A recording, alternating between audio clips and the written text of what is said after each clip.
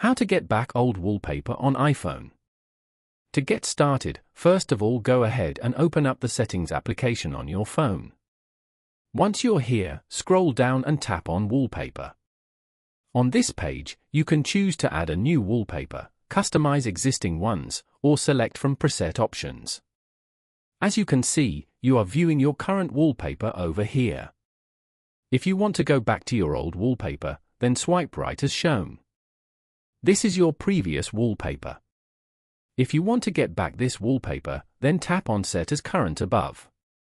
You have now successfully set this as your wallpaper. This way, you get more control over your experience with the device and how you use it. Following these steps, you can easily get back old wallpaper on iPhone.